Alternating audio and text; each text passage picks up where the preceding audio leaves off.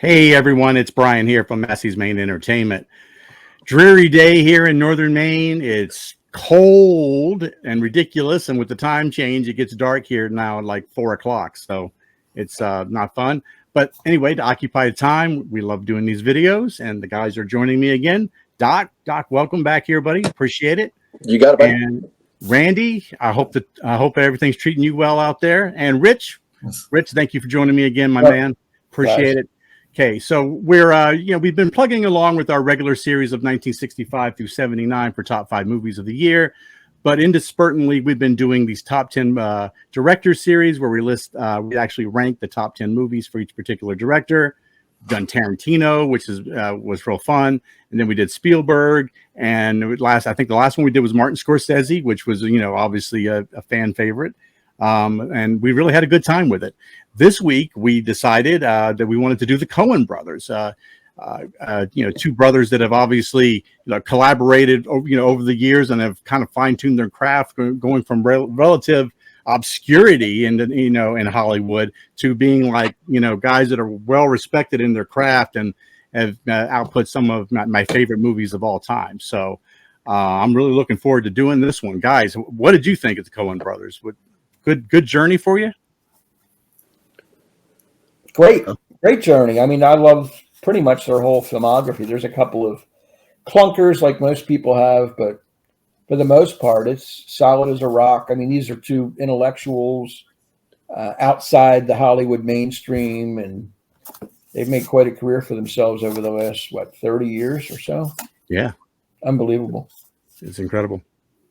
And I think a lot of that has to do with they've managed to maintain control over, the whole process without a studio getting involved. And you always have like Joel Coen's the director and Ethan Coen's the producer, but they really are just doing it together. Right. Doc, what about you? Yeah, I think one thing that Rich said there, outside mainstream Hollywood, is probably a great way to look at a Coen flick. It's not the norm. I guess one word that can describe everything is they're always quirky. They're always a little different. They're always there's curveballs and stuff like that. And the way their writing is really pretty high end stuff, man. In the scheme of things, yeah, they might have an odd dog here and there, but their catalog is really solid, man. Yeah, absolutely. Agree with all those comments. I had a really good time. I revisited just this week. I revisited 3 films that I wanted to that I felt like I have not seen in a while, and then there was one that I hadn't not seen ever at all. So I had to go out of my way to make sure that I saw that before I did any type of ranking here. But tonight the order is going to be Rich is going to kick us off, and when we rank top 10 directors, we always just go ahead and list our entire top 10. So Rich will go through his top 10. I'm going to follow Rich. Randy's going to follow me, and Doc, you get whatever meat's left on the bone at that point. And you just do what you got to do. Our videos have been doing really well lately. We really appreciate everybody that comments and likes, and the people who have subbed us recently. I really appreciate you guys doing that. Make sure you keep hitting that like button and commenting, and rank your top 10 Coen Brothers. I'm always interested. We do these things. It's our opinion. It doesn't necessarily mean that it's right. Although I feel like we're pretty close to being absolutely right. But just leave it down below, and we really appreciate it. So without further ado, Rich, lead us off, my man. Give us your top 10. All right. I'm going to kick it off number 10 with The Man Who Wasn't There from 2001. Kind of an odd undertaking, I think. Real quiet, black and white kind of flick, starring Billy Bob Thornton as this barber who's living this mundane kind of existence. He suspects his wife is having an affair with her boss, extramarital affair, and you got blackmail and murder and all the elements of a film noir here. Tremendous cinematography in the black and white, the way they use the shadows and the light and the smoke and different things. It's just a nice film to look at. Not a lot happens, especially in the beginning. You get used to the setting and so forth, and then the character development.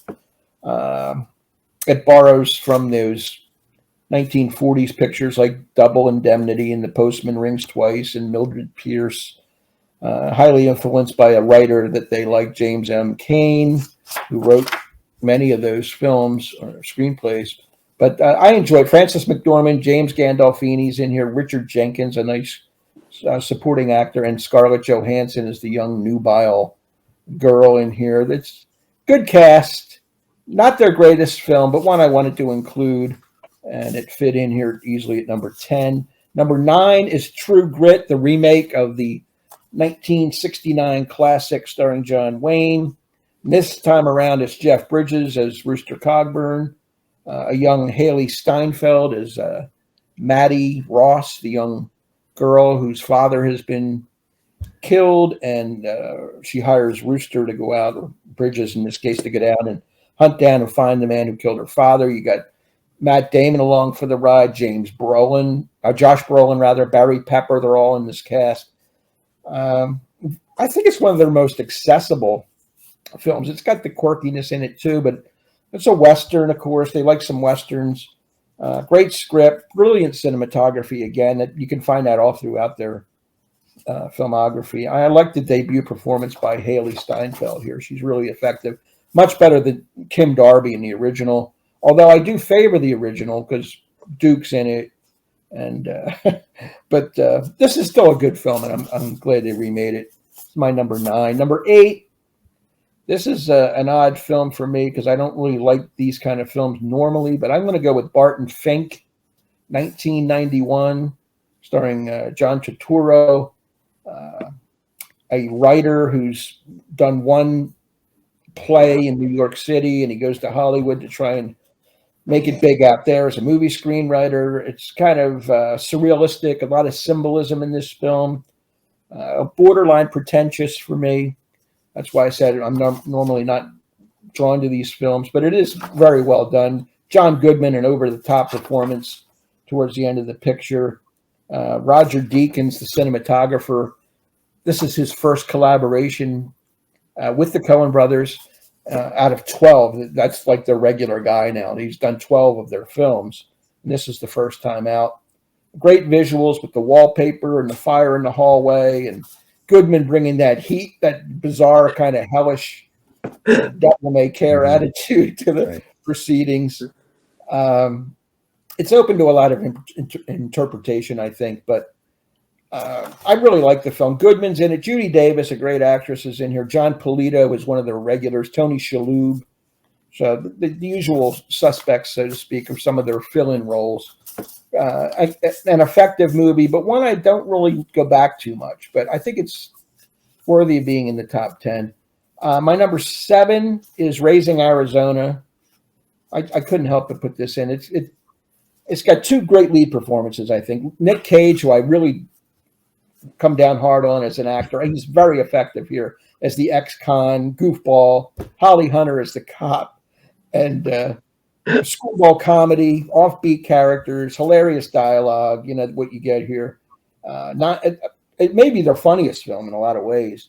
The kidnapping of Nathan Jr., one of those quintuplets from the rich guy, and that whole scene where he goes in the bedroom and he's deciding which one to take and all that stuff. And then he's on the road with the hood and the Pampers flying off, and just a wacky scene. It gets a little too much like a Looney Tune cartoon later when Randall Tex Cobb comes in with the bazooka shooting the lizards off the cactus and stuff. Over the top. But Hunter and Cage save this. It's brilliant casting in my book, and worthy of being on the list at number 7. Number 6, Miller's Crossing, Irish mob during the Prohibition era, starring Gabriel Byrne, who's really always been a favorite actor of mine. I think he's underappreciated. Albert Finney, of course, is in here as the boss. John Turturro, Weasel begging for his life in the woods with the hat flying, and just Marcia Gay Harden adds good support too. The rival gangs, who can you trust? The loyalty is a big question here. I like the way their use of slang in the dialogue. It's very film noirish in a way. Beautifully shot again, suspenseful, great dialogue, and again, they know how to cast these films. That's one of the things, and you can see this movie being made in a similar fashion back in the old days with a Dashiell Hammett's book or Raymond Chandler, one of these old school guys that Bogart would play. But a solid movie, Miller's Crossing. I'll let you guys fill in what I'm leaving out. Number 5, here's the top 5 for me. This is their cream of the crop. Number 5 is Inside Llewyn Davis. I love this film about the folk scene in Greenwich Village in the early 60s.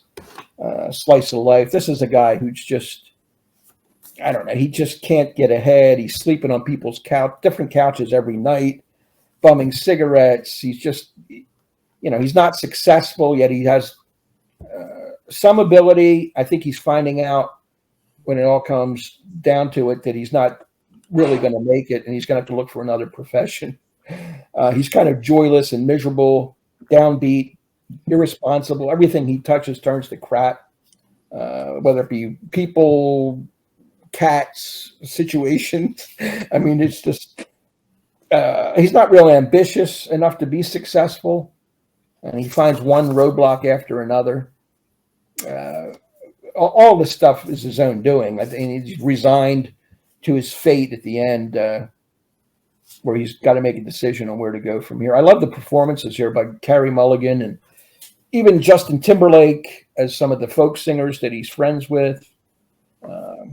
The cat named Ulysses is an interesting little thing that they do here where the cat escapes and he's got to find him. Does he have the right cat, the wrong cat? John Goodman again appears as an over-the-top, hilarious scene in the back of a car where he's thumbing a ride. Just an odd film, but one that I watched it again, and I think it's better each time you see it. There's little nuances that you pick up in good films, and I think it's worth checking out. If you blew it off the first time and said there's not much there for you, I think it's worth revisiting. Number 4 is their first film, Blood Simple, from 1984. Really, really strong movie, a crime thriller. Quiet in a small Texas town, but the tension builds. Kind of a modern film noir. It's unpredictable, very stylish. You don't know where it's going to go. Quirky characters, offbeat humor. It's got lesser names. They were going with less of a budget back in those days. John Getz, Diane Hadea are in here, Emmett Walsh, and of course Frances McDormand, Joel's wife, has the lead role, and as she does in several of these films. A lot of detractors will point to the slow pace of the film, but I think it works beautifully for that lifestyle in the small Texas town with the bar and the hotel room. And Emmett Walsh, one of the all-time sleazebags in films. Some of the things that come out of his mouth are just insane, but he's the hard-boiled private eye, I guess, and trying to get to the bottom of it. Top 3. These are, to me, easily their top 3 films. It's just a matter of where you want to put them. Number 3 for me is The Big Lebowski, starring, again, Jeff Bridges as the dude.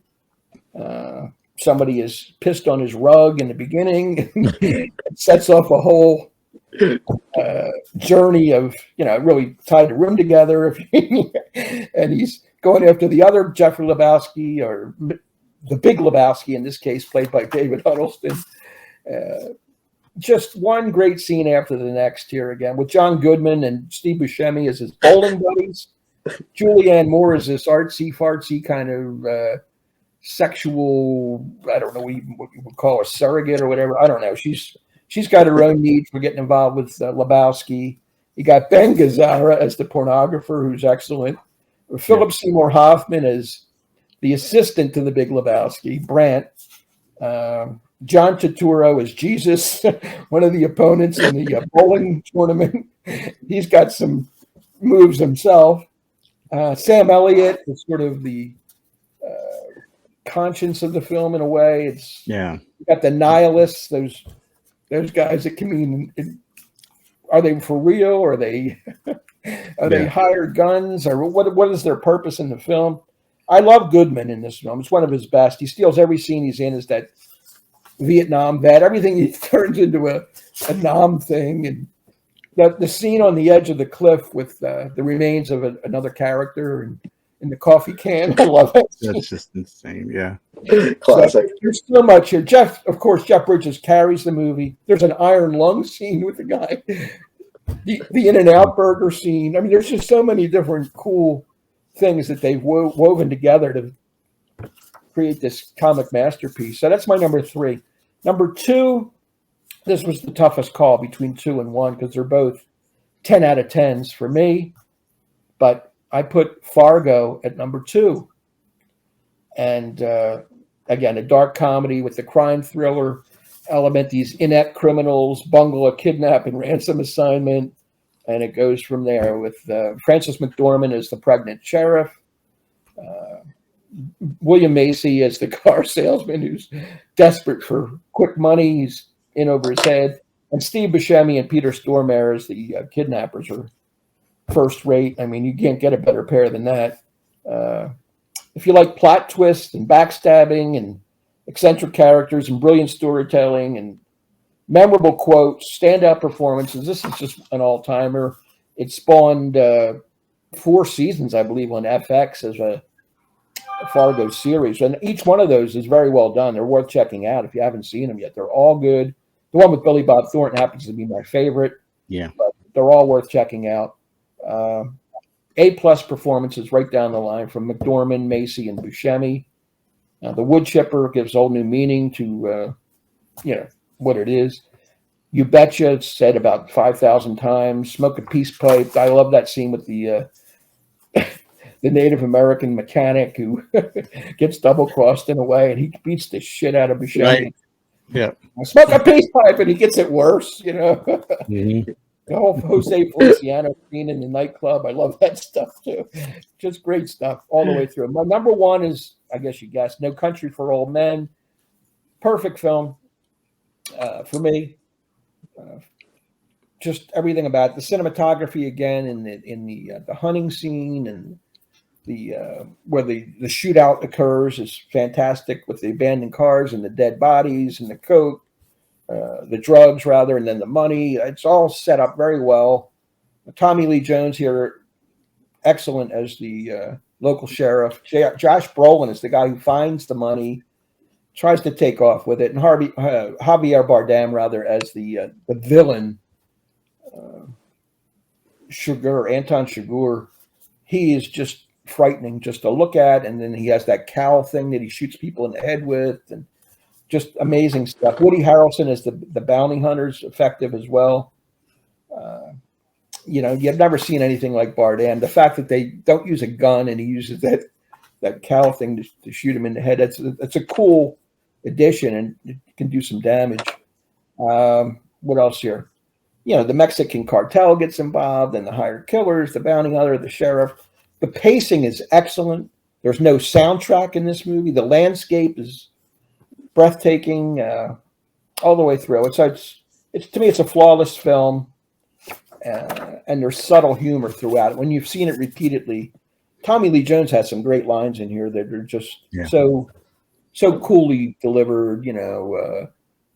His deputy says, "This is a real mess, Sheriff," and he says something to the effect, "Well, if it ain't a mess, I can't wait till the mess gets here," or something like that. I mean, he's got that Texas drawl and stuff. It's perfect. So, No Country for Old Men and Fargo are 1A or 1 and 1A for me, but I had to make a decision, and I went with No Country. Good. I think we matched on 9, Rich. Wow. I mean, so that just gives you kind of an indication, Yeah. So I'll dive right into mine then. I won't spend a whole lot of time because you touched upon the movies pretty well. Maybe I'll just go into maybe some of the reasonings, where they were a little bit. Number 10 for me, I've got Barton Fink here, and I think it's because this one kind of appeals to me on a level of I know what it feels like to go through stages of writer's block, and you just can't, the failure to be able to create in certain situations, and I really could sympathize with the character because of that. I thought the character was interesting in that he's given this assignment to basically write a B movie script for Hollywood, and he's struggling to do it, but it comes to grips with the fact that sometimes it's the things that are around you that inspire you, and you write about, or you paint about, or you create about. And even for music, it would be much the same way.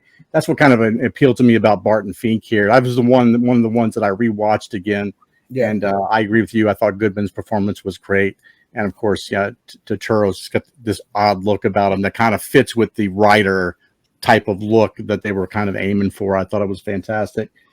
Number 9 for me, I've got Inside Llewyn Davis here. This is the one I had not seen before. I thought Oscar Isaacs was fantastic in it. He did a bang up job, and I've liked him some of his other stuff. He played Moon Knight in the Marvel series that he did an excellent job on as well. But I like the like you were talking about, this is early 60s folk scene, this very bohemian like societal culture that seemed to exist there, and people were making it and others weren't making it, and coming into that realization that maybe he wasn't going to do it. And I thought the dog trope was kind of like that, it seemed odd at first, but then it was that narrative trope that kind of drove you through the film, is like this dog's journey becomes his journey, becomes your journey type of thing. And I thought, like you said, I think if this is a movie that if I watch it more, I'm going to pick up on a lot more things.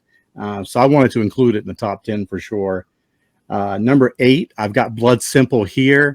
This is one of those movies where I go, okay, now that I've watched it again, it's like this was like a trampoline for them bouncing off of to do it better down the line. And when better down the line being Fargo later on, it felt like that they're being able to put together a crime drama the foundation was laid with this movie. And I thought, they did use some slightly B-list actors, but most of those actors and actresses end up being A-listers, I think, because of some of the choices that they made.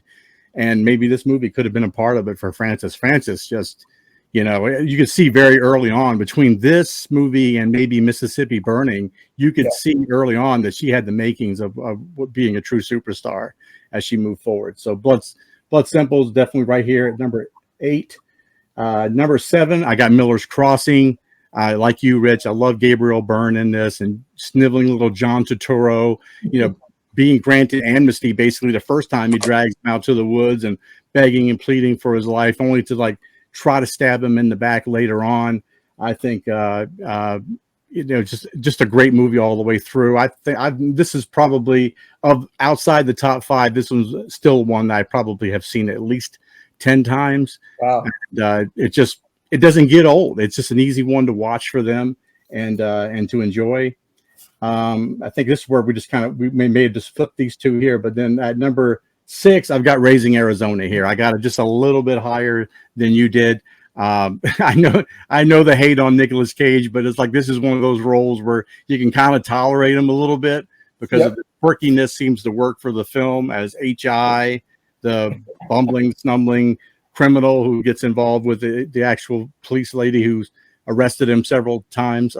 My wife absolutely hates her voice. I think I've mentioned that several times. It's just something you just kind of have to live with there, but this was kind of the kidnapping of the baby was kind of loosely based on the Lindbergh babies, right? I mean, wasn't there like the kidnapping of one of the little babies of the rich people? Remember that? It was like kind of loosely based a little bit on that. But I thought it was a great movie. It's funny. Maybe like Rich said, it's a little bit campy funny at times where you're going, okay, see, this is outside the realm of realism. So maybe you don't quite believe it as much, but still enjoyable. Definitely deserves to be in the top 10. My top 5. This is where we these little sections here are probably a little bit different, but I like True Grit here at number 5. I thought their remake was every bit as good as the original. Mm-hmm. The original, I may give that slight edge out of nostalgia because I just love John Wayne, and old westerns are just great. But I thought that their version was actually truer to the source material. A lot of the scenes that they threw in there that were also in the novel that didn't appear in the original version. They put a lot of good thought into, and some of the secondary casting is what really made this film, right? I mean, I think it's great that Barry Pepper gets to play Ned Pepper. I just some irony going on there. And at first, when I first saw the poster, I'm going, really? Matt Damon is going to, as LaBeouf. At first I'm like, I just can't buy that, but he did a good job. I thought it was fine, and I was really impressed with the young lady Haley Steinfeld's performance. I thought that was every bit as strong as the young lady from the original. Jeff Bridges, fantastic. I mean, it's just really, really good stuff in it. Number 4, this is the one that we swap out here a little bit. You had the man at number 10. But I've got Oh Brother, Where Art Thou here at number 4. I know maybe this runs hot or cold with some people. It's basically a retelling of the Odyssey and kind of a Depression era America.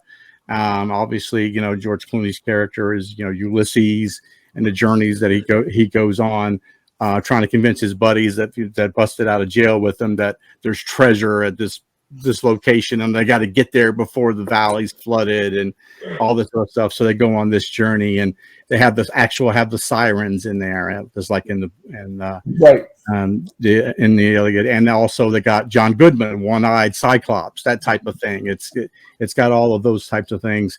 Again, you got Holly Hunter in there, obviously, and you got to be bona fide type of thing. But everybody else's characters in there are great as well. My favorite secondary character is actually Babyface Nelson, because I love the scene in the bank where he's saying, hey, Jesus saves, but George Nelson withdraws, right? And then that old lady whispers, that's Babyface, and he just kind of just loses his shit. It's when it's called Babyface. I thought that was like one of my favorite scenes in the movie.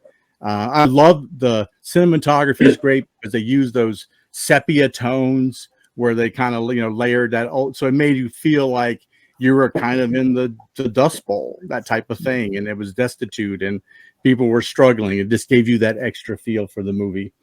Number 3, we got the exact same down the line here. I've got the Big Lebowski at number 3. You got to have the dude. You mentioned all the great secondary characters. John Goodman, his character is just every time you turn around, it's free speech. My buddies died face down in the mud. Everything was always like this over the top thing with him. Shut the fuck up, Donnie. Every time poor Donnie couldn't get a word in edgewise.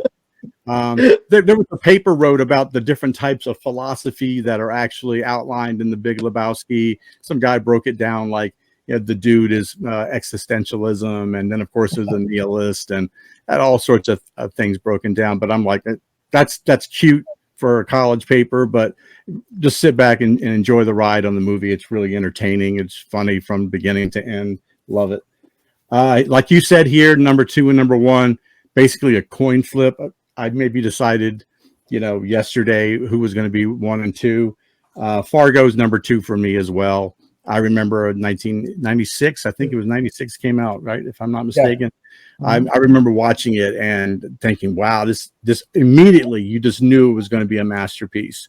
And I just barely even heard William H. Macy's name ever before that. And I was just taken back by how great his performance was. And you got Buscemi and Peter Stormare as the quasi bad guys in there. And I think maybe one of my favorite scenes is they're in the car and he's like, yeah, I want to get something to eat. And then like Peter Stormare characters is like, I want pancakes. It's like, I don't want pancakes. We just ate pancakes this morning. Just start going off on the most trivial shit. And I think that's a Coen Brothers thing, is like, there's always going to be some small little stupid shit that they're just going to go off on a tangent, and it leads to other things. Great movie though. Performances by Frances McDormand as top notch. Even's got the small little role from Stephen Tobolowsky is actually in there as well. I like those little things when they did those secondary and third actors, when they pick those right kind of people to play those roles. I think it's really great. But for me, number 1, just like you, is No Country for Old Men. I think maybe the best neo-Western that I've seen, and in the last 15, 20 years. I think the performances are just so strong. Anton Chigurh, I call him, he's not even you can't even typify him as a villain or a bad guy. I look at him as some type of force of nature. He's like the Coen Brothers universe version of Galactus. If anybody follows, the Fantastic Four, it's that bad guy that really isn't a bad guy. He just does what's according to his nature to do. Right.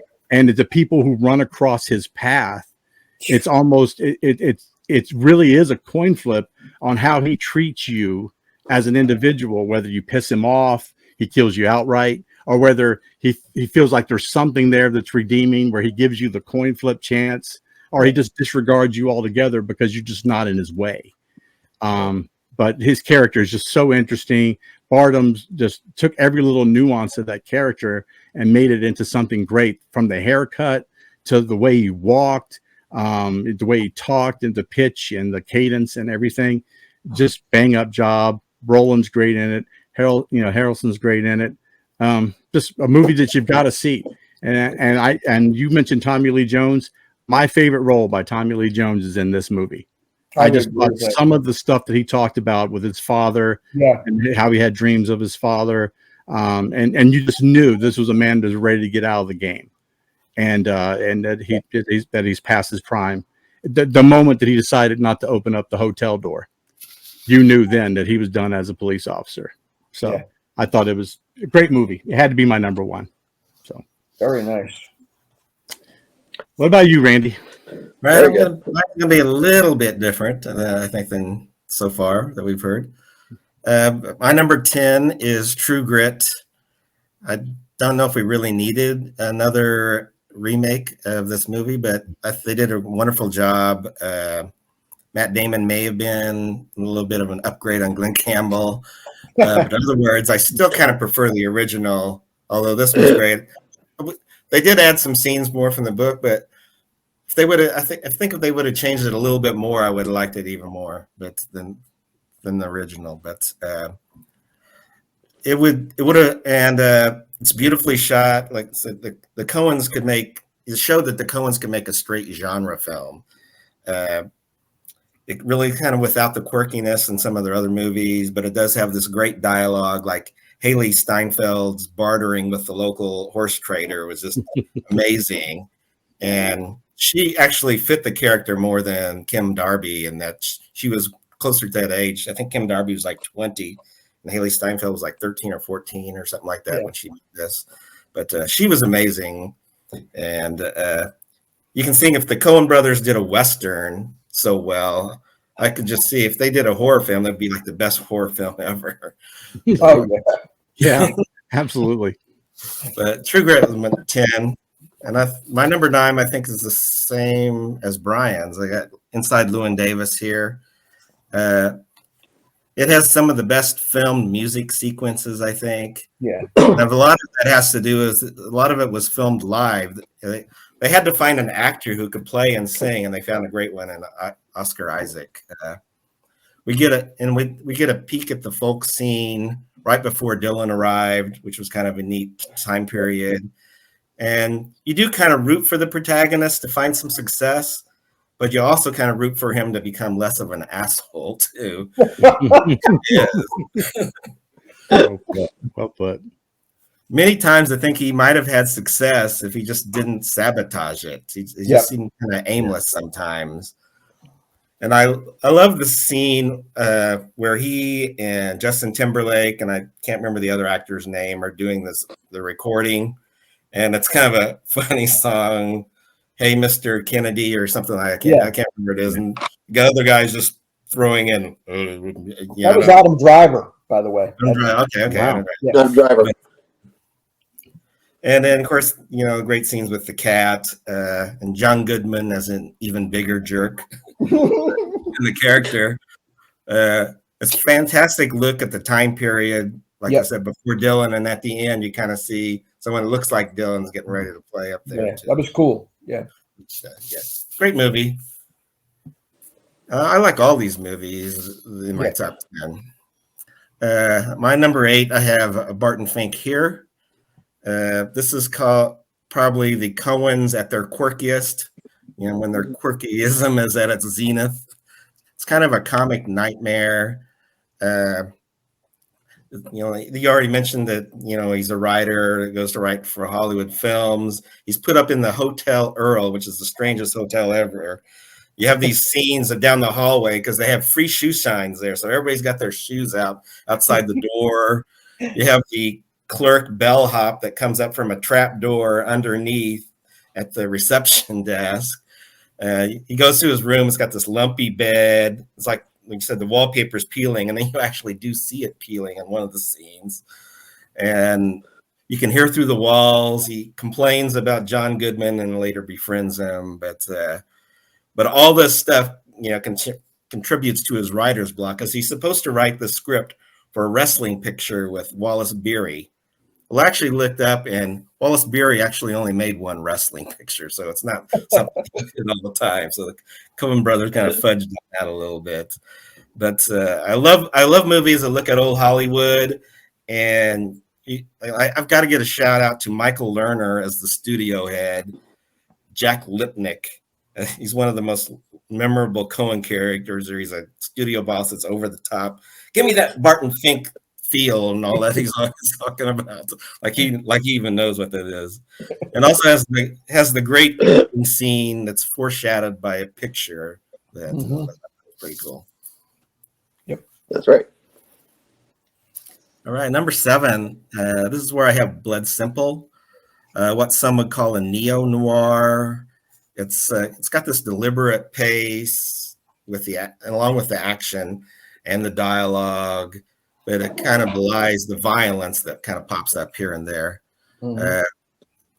Trying not to give anything away, but there is a scene where someone is killed and they fall down under the sink, and the next shot is the shot of their last view of the pipes underneath the sink. As soon as I saw that scene, I go, I love the Coen Brothers. I've got to see more of their stuff. I just love their quirkiness, the way they shot things, the way they paced movies. It was just different. Yeah. And crime thrillers are probably my favorite genre. And the Coen Brothers just start out with a great one. I saw this at the theater. And also Roger Ebert had the Stanton Walsh rule, that no movie could be bad featuring either Harry Dean Stanton or M. Emmett Walsh. But he admitted that was later broken when Walsh appeared in Wild Wild West. But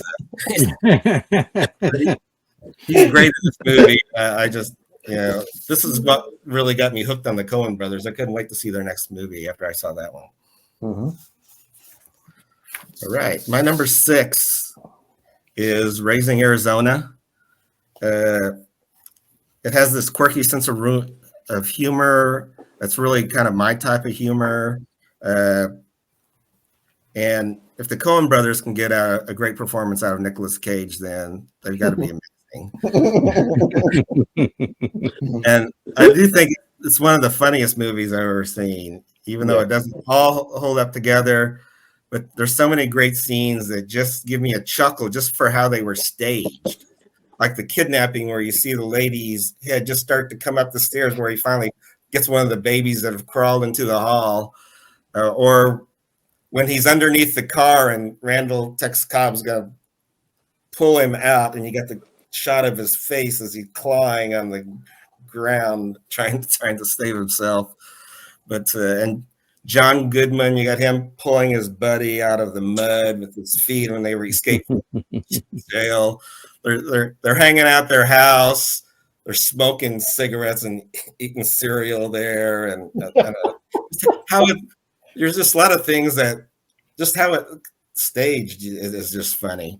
But I also love the music in this movie. They have that yodeling kind of music scene where Nicolas Cage steals the Huggies, and he's going to leave him, but comes back to get him, and he's trying to tell her where to go so they can grab the Huggies on the way back. It's just, and I actually saw where some critics didn't really like this movie, and I go, how can I just love it. I think it's hilarious. That's my 6. My number 5 is Oh Brother, Where Art Thou? The Coen Brothers called it their hayseed Lawrence of Arabia. or the Odyssey with the Three Stooges. That's, I guess, like you said, it's loosely based on Homer's Odyssey. The 3 stars are amazing: George Clooney, John Turturro, and Tim Blake Nelson. Yeah. And I feel sometimes Oscar time, they forget comedies. I think George Clooney's performance in this is so great. And the way he has the gift for gab and his facial expressions. And I love the beginning scene where, I just love how it's shot too, where the beginning scene where they're escaped, but they're all still chained together. So you see the field, see him kind of go down, and you see him kind of go up, and they're playing that song, Big Rock Candy Mountain. I just love the music in this one. Of course, T-Bone Burnett helped put the music together in this one. Yeah. But just has so much great timing, like I said, with Clooney as the soggy bottom boy. I know even he was lip syncing. I just love how he's doing it in the movie. It's actually my brother's favorite movie. It's my number 5. Wow. Oh, really? Favorite Coen Brothers movie, I should say. Okay. All right, number 4. I've got The Big Lebowski here. I talked about George Clooney's performance in Oh Brother, Where Art Thou? And I think Jeff Bridges is equally worthy for his performance as the dude. I mean, he really inhabits that character, that laissez-faire attitude. And then John Goodman is the volatile Vietnam vet that I guess you could have a drinking game for how much he brings up Vietnam in that movie. And the Steve Buscemi, who never gets the word in edgewise, or if he does, it's pretty stupid. It's like, was he even following the conversation at all? And then an extra character in the movie is the dude's car. It probably sustains more damage than any car in any demolition derby. And at the end, when it's finally set on fire, he finally says, they killed it. But it's kind of like, in some ways, it's like The Godfather, and that it's probably one of the most quoted movies, as you can think. So many quotes from this movie. And I also love the music in this one. The songs they chose, I thought were amazing, especially in some of the dream sequences when he gets knocked out. It's kind of a comedy masterpiece for me. Yeah, Kenny Rogers in the first editions just dropped in. Yeah, that's one of the dream ones. Great song. The bowling scenes too. I just love how how they were shot. Like they fashioned this thing that would go down with the bowling ball. On the DVD, it shows kind of the extras. That's really cool. And then they had the one where the bowling ball's spinning, and you're like spinning with it. It's just with it. Stuff that they tried in that movie is amazing. How about the dude? He loves Creedence and hates the Eagles. Yeah. No one listen to goddamn Eagles, man. But then they used an Eagles song in the movie, Hotel California. But that's right. Yeah, that's right. It's the version by, I can't think of the Gypsy Kings. Yeah. The Gypsy Kings. Yeah. I actually didn't even mind Tara Reid in it. No, she was good in it. She was good at it. I mean, it was yeah. Okay, my number 3 is your guy's number 1, and that's No Country for Old Men. I think all 5 of these are masterpieces for me. These my top 5. It's a great crime thriller. Javier Bardem is one of the most memorable villains ever, probably, with a new weapon. And that scene of the gas station attendant is one of the most uncomfortable scenes ever, because if this gas station attendant says the wrong thing or calls the wrong heads or tails, he's not going to be around anymore. But, and it's, in a way, it's kind of a chase movie with James Brolin trying to evade the inevitable, because that's what Bardem sees as like an inevitable fate that awaits. Right. James. I say James Brolin. Josh You Brolin. said James, but it's Josh Brolin. It also has the wonderful Tommy Lee Jones, like you said, who sees the world not as how he thought it was going to be, how it's being destroyed with violence. And he's talking of retirement, and it is a no country for an old man. And that's what he realizes, I think, in this movie. Yeah. Great Roger Deakins' cinematography. It's a masterpiece as well. But there's just two more that I like more. All right, my number 2, it's going to be Fargo. I love how the Coens always like to push the envelope. At the beginning, they say based on a true story. Well, William Macy, who plays Jerry Lundegaard in the movie, they were shooting the movie, and he kept asking, well, how did the real crime really go down? And finally, the Coens just told him, it's not based on a true story. And he goes, well, you can't say that. You say it in the thing. You're lying. You're saying that at the beginning of the movie. And he goes, well, it is a movie. It's all not true. But and that fresh friend of mine who finally found out that it wasn't really a true story. But, it's got great performances with Frances McDormand and William Macy speaking with those memorable Minnesota accents. But supposedly every "you betcha" was scripted in that movie.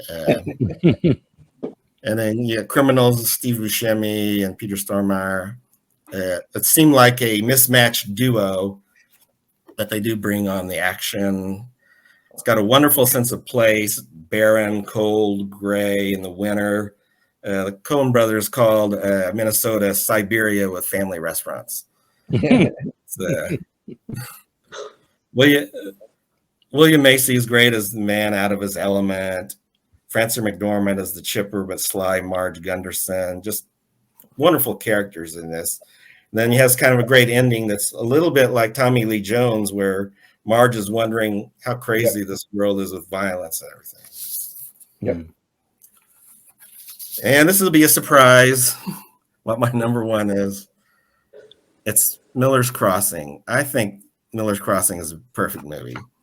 It has this great caustic dialogue between the characters, especially Marcia Gay Harden and Gabriel Byrne. It's superb cinematography by Barry Sonnenfeld. I like the framing of so many scenes. It's got this fantastic musical score that I actually went out and bought the soundtrack because I just love the music. You see the hat blowing at the beginning, and it has some of the most Coen Brothers type scenes, like with the dog looking as the boy lifts up the hat of Rug Daniels in the alley. John Turturro pleading for his life out in the forest. And I love just how the forest was lit. Supposedly, Barry Sonnenfeld says it's got to be done on a cloudy day or it's not going to work. And so the Coen Brothers are, well, we can't do that. But it turned out that 8 of the 9 days they were filming out there, it was cloudy. So it worked out really well. Then there's the great scene with Albert Finney and an assassination attempt. The song Danny Boy is playing and he's using this Tommy gun and he jumps outside and starts shooting at the car and the car's shooting back at him. All you can see is I just love that scene. And much like Jean-Pierre Melville, I love in his movie Le Samurai, this movie has the kind of style, the muted emotion, but the only thing different is it has the crackly dialogue, which Melville never had. There wasn't a lot of dialogue in a lot of his films. But the Coen Brothers said it's a movie about men in hats. And I think it's their best and one of my all-time favorite movies. And I know it's different than your guys, but that's my number 1. No, I mean we matched on every single one of them, Randy. Just the order we matched on some order, but the order was different. Awesome. Doc, what do you think? Well, it's the Coen Brothers, man. I think you guys have all touched on it. We've been going for a while here, but I think it's pretty right down to it, right? They're great writers. The direction is always top notch in those movies. The story's always got a little bit of twist, and there's always like a quirky or odd character that pops in here. And, it adds to the element of whatever the storytelling is that they do. So I'll just jump in with mine. So I got one here that you guys don't have at number 10. And it's just one that I like that some people do, some people don't. That's the way it is, man. I do like Burn After Reading, so I got that at number 10 for me. Mm-hmm. I think Brad Pitt's over the top. I think George Clooney is over the top. I think John Malkovich is over the top. Everyone in this movie is all over the top, and it shows. Jennings is fantastic in it. the supporting cast in this movie, and Frances McDormand is in it as well, Tilda Swinton as well. Hmm. It's a mishap of no mishaps, but all mishaps all at the same time happening within a movie. And nothing really went wrong, but it sure seems like when you watch this movie that everything went wrong. So I think Burn After Reading you can like it, you can dislike it, you can whatever you flow with. It has a lot of the elements in the Coen movie I like, and I'd put it down to one of their not so dark movies. With a lot of senses, as much as there's some pretty dark scenes that happen, Brad Pitt and stuff like that. But I just think it gets pushed down the ladder a little too far, and I like it. I think it's an easy watch, to be honest with you, out of the Coen catalog. That's my take. Number 9, I think a few of you guys have touched on it. I don't know if all of you have, but I got Barton Fink here as well. So everything you guys touched on, cinematography again, Goodman. You never know who the neighbor you're going to get inside these places when you show up at a hotel or whatever you got set up at, But I'm sure John Turturro didn't think that when he got there. Barton was not thinking that was going to be my neighbor. So I'll tell you that. But, the twists and the turns that we can talk about within a Coen flick. But I got Barton on everything that you guys have touched on anyway. So and John Turturro getting the lead in a Coen flick, I think, is well deserved, and he pulled it off. He's fantastic. Tony Shalhoub is excellent in the scenes that he's in as well, in the movie as well. I think he's almost like a scene stealer when he shows up in a few of his movies, and I think he's really good. So the way it works for me, so I got number 8. I got Raising Arizona here at number 8 for me. It's a personal preference, the way it works. But you touched on it. Like I'm with maybe all you guys. I don't know, man, but I'm not a Nick dude. But yeah, he's very good in this movie, man. This is like his sweet spot, if you want the truth. And Holly Hunter is the wife, and the crazy antics of getting a baby, and like it's a lot of tongue in cheek, and there's a lot of different things, and the goofball kind of characters, and all these kind of things. But it's once again the one thing you can always say about a Coen flick, man, it is directed really well, and the cinematography in these movies is top notch, and you get it even in these kind of flicks, right? Even certain scenes you can pull out the way they're shot. Still very well done.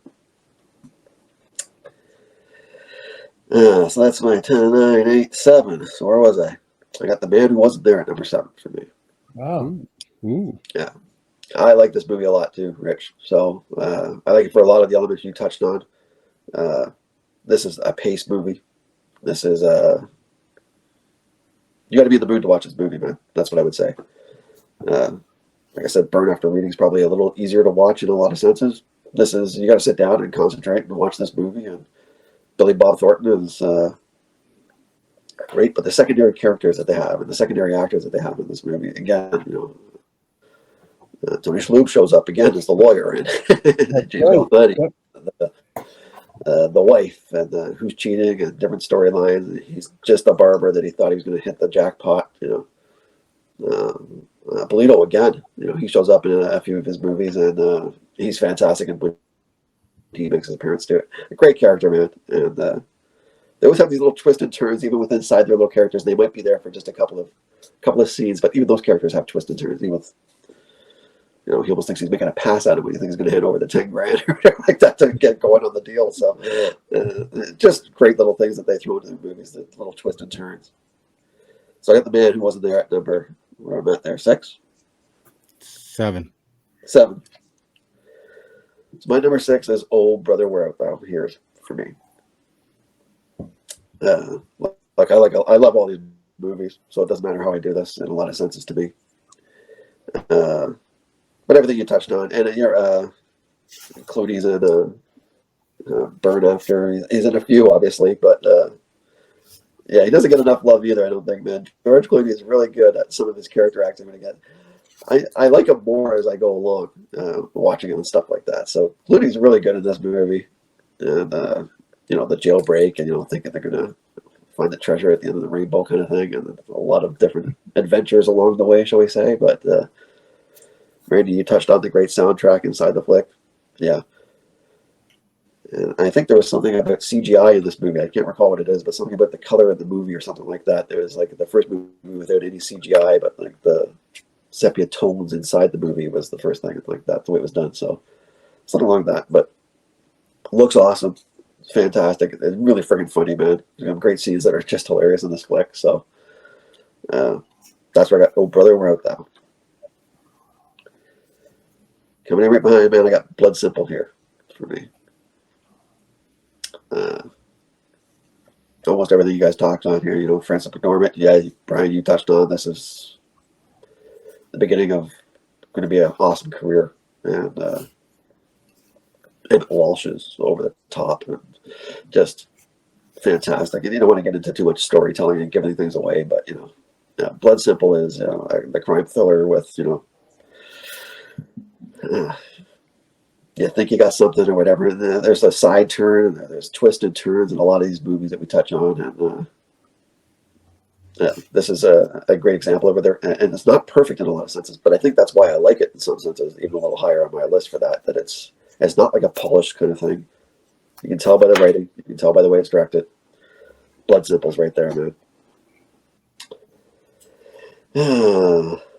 After that, I got Miller's Crossing coming in here for me.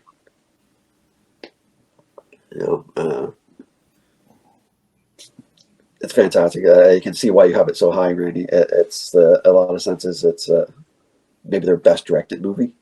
That, or I probably put the Man Who Wasn't There is probably right up there as well.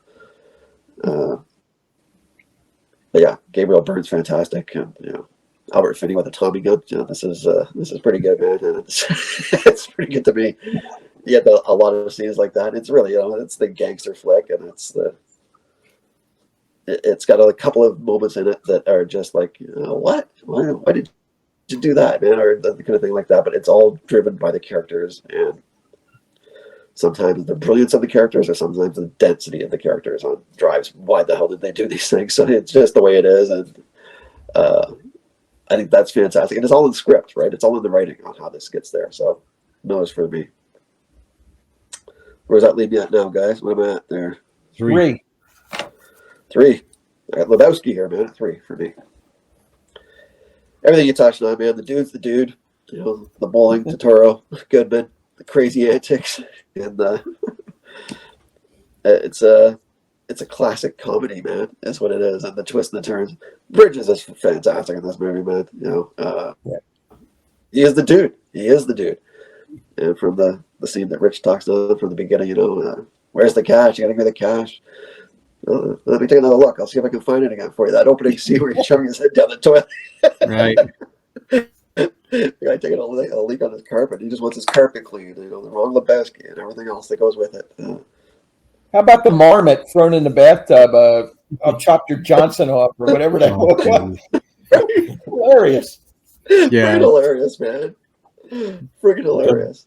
Yeah, the liners in that are just incredible. Oh yeah, Lebowski's hilarious. I was smoking a lot of Thai stick, and you just one stoner reference after the next. It was classic. Oh yeah, the dude. Do you have to use so much? You have to curse so much, dude. And he's like, "What the fuck are you talking about, man?"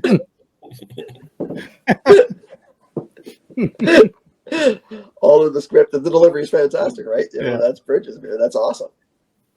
His favorite drink, a White Russian. I love that too. White Russians, man. I know.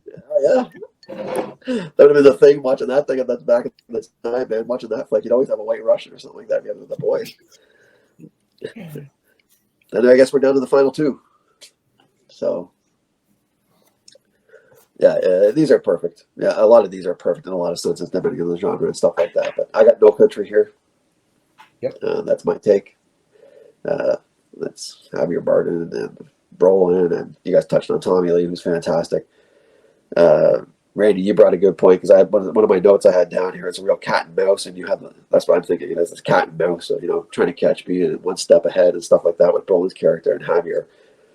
And he's just like basically the Terminator, literally coming at you, and he's not going to stop for anything. And that's just the way it is. But yeah, you had it down as the big chase, almost like for the whole movie, and it's exactly that, and it's so well shot.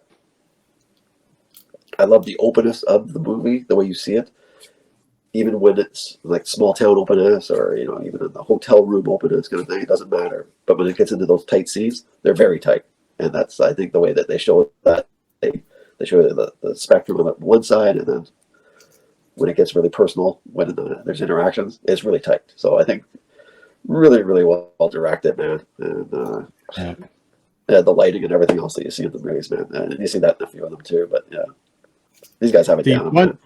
The one line that sticks out to me is when the old man asks him, he goes, well, I gotta know what I stand to win. And he goes, everything. And then there's the realization that that's what you also have to lose. Yeah. You know, and there was that realization, and then he knew that's what the stakes were. How about the other lady at the trailer park? The trailer park where she wouldn't give any information, and he hears something in the other room. Otherwise, she's a dead woman. Yeah. You know, he hears a clink, and that's right. Yes. Yeah. He backs off because he kept saying, "Where's Llewellyn? Where's Llewellyn? Where does he work?" And finally, sure, are you hard of hearing? She just giving him shit right back. I thought it was awesome. He finally intercepts that piece of mail with all the phone bill in it, and that leads him wherever. Yeah. Sorry, that car side of the road. That's okay, you know. So that was my number 2 at No Country. For me, it's Fargo. First one I wrote down. It's my favorite Coen. Great. I could probably pick any elements that you guys all touched on. Randy, you talked about the openness and the cinematography. I think you touched on that in one sense. Totally agree, man. It's the elements of the buffoonery of some characters. You know, William A. Macy is just, where'd you come up with this plot idea, you goofball, and how'd you put this all together? And look at the guys you're dealing with, and scrapping up the numbers on the car, and just, where's the car? Where's the Sierra? It's out front. All right. And Steve Buscemi's over the top in a lot of senses, but still just a goofball. But they're still bad dudes, right? Peter Stormare, it's the same way, right? So it's and you're right. Somebody touched on the oddball characters between, like, the interaction between them and those two. And the Pancake House, I think you touched on that. Yeah, we just had pancakes. I want to stop at the Pancake House again, man. We just had the pancakes. I want to go there now. Doesn't matter. Fargo's a classic, man, and Francis McDormand is top notch, and it's my favorite Coen, man. I don't think there's anything around. I can't get around it. I love everything about that movie. If you want the truth, darn tootin', man, that's my number 1. Excellent. All right. Hey, we matched on 7 totally, and we had 12 different movies that were selected of their 18 catalog. Was that right, Rich? There's 18, and we did match. 12 out of 18. 12 out of 18. Oh. Can I just throw in the 6 that we never touched on, just for the record? Yeah. The Hudsucker Proxy, nobody had that. Intolerable Cruelty and The Lady Killers, both are not good films. A Serious Man, which is a slow burn if you want to watch that. Hail Caesar, which is a mess. And The Ballad of Buster Scruggs, which is a series of vignettes, a Western, which is good. It just didn't make the cut for me. Yeah, I think the only other movie that was in consideration for me was Burn After Reading. That's it. That was the only one for the number 10 spot. There were none of the other films I even considered. So Burn After Reading I considered, but it's too all over the place. I like the acting in it, but the plot, I don't know. I had a problem with it. As far as Macbeth, I think Joel took a credit for that. I'm not sure Ethan was involved in that, but I could be wrong about that. Okay. I didn't see it either, so I can't really judge it. I don't know if you guys have seen the Macbeth with Denzel. Yeah, I haven't. I wasn't able to see that before. I haven't seen it. Yeah. But wow, what a list of great movies. Yeah. Randy, you said you had some stuff to share with us. You want to make it part of the video? Oh, I guess I could. But you recognize this guy? I can't. No. It's Chris Thomas King. That when I was rewatching the movie, I recognized Tommy Johnson in "Oh Brother, Where Art Thou?" Is Chris Thomas King, who had a pretty good career. He's kind of a bluesy guitarist, but it's pretty good stuff. Oh. And I realized, hey, I got an album by that guy. Pretty interesting. The other one was in The Big Lebowski. Jimmy Dale Gilmore, the Americana artist, is Smokey, the guy that was over the line. Oh, Smokey, yeah. I remember. Oh, Put me down for wow. an 8. Put me down for an 8. Right. 0. Your You foot was went over the line. line, Smoke. You went over the line, Smoke. You know, Mark it 8, dude. He's got this gun. get the gun out. Calling Oh, the my God. cops. They're calling the cops. Oh, Jesus. This is They great. call it the cops. Well, you know, these are guys that they obviously made their impact on film, and I don't see them going anywhere for a long time. I mean, they're going to continue to make great films, and I really enjoyed doing this list, guys. I know maybe this is a little bit longer, but I felt like these are movies that needed to be talked about maybe a little bit more than we talked about some of the other films for some of the other directors. I thought that they were that kind of quality anyway. So I appreciate you guys.